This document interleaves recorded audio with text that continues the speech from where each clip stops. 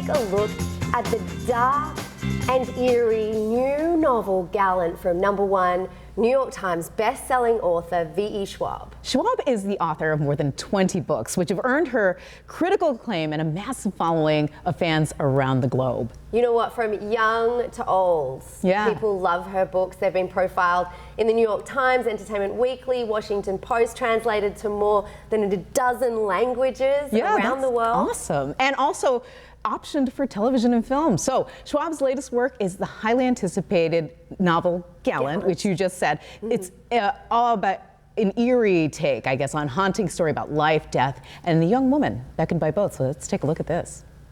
I'm so excited for my latest novel, Gallant. It is the story of Olivia Pryor, a teenage girl who has spent most of her life in an orphanage with nothing of her family except a journal that seems to dissolve into madness.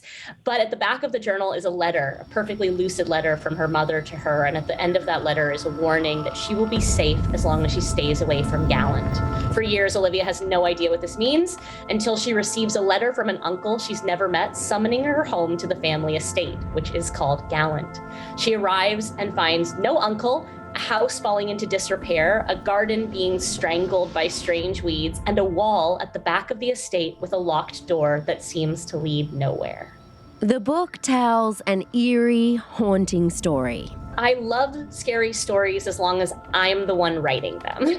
In Gallant, protagonist Olivia Pryor does not speak. She knows sign language and she writes things down, and she obviously has a very strong voice in the narrative. But one of the things that I wanted to explore was the shape that a voice can take, and the idea that not spoken doesn't mean silent. I think more than ever we feel isolated and we feel lonely. And so I don't think that that feeling ever really goes away. And in Olivia, it's compounded by the fact that she has to find other forms of communication to be understood. While V.E. Schwab has written over 20 books, she says her days are not necessarily bogged down with writing. It's interesting. People assume that because I've written so many novels, I write 10 to 12 hours a day. I'm never stopping. And what I would say is that there's a really big difference between writing time and typing time. I am always writing in my head. I am always thinking about my stories, but I probably don't sit down and type more than an hour or two a day. I think that it's amazing what your mind will do in the back burner, what it will do during the rest of the time. I'm constant. I remember when I was in school, I would always be thinking about the scene I was going to write when I got out of classes. And so it just kind of is this thing that takes up a huge amount of space under the surface of my life. But even as a full-time writer, I don't write more than 2 hours a day. And soon, V.E. Schwab's words are set to jump off the page and onto the screen. In addition to writing novels, in the last several years, I've also become really active in the adaptation of my work for TV and film. And it's a long process. It makes publishing look fast, but I'm really excited because one of my short stories called First Kill is actually coming to Netflix this summer. We're in post-production now. It's all been filmed, it's all been written, and I got to be such a close part of that. I am the creator of the show. I also was in the writer's room for all the episodes. I got to go to set.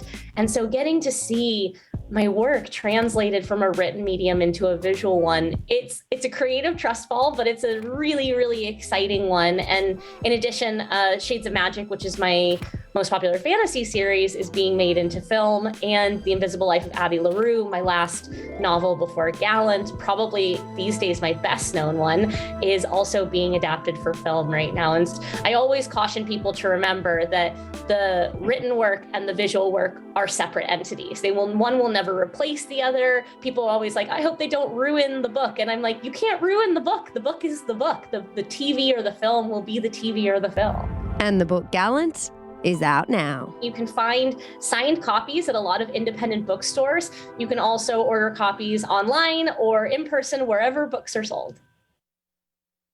Love that. Oh, I'm excited about this. I think I'm really going to get this book and read it because I love what she says about you can't ruin the book. You can't. Yeah. The movies or the films and the TV shows, they're just an additional piece of art in conjunction with the book. I always like the movies and the films. I do too. I mean, I like to read a book, but then I'm never, I'm not one of those people that get, sometimes there's a scene in a book that you really want to see it acted out, and if it doesn't make it, it's like, boo-hoo. That's true.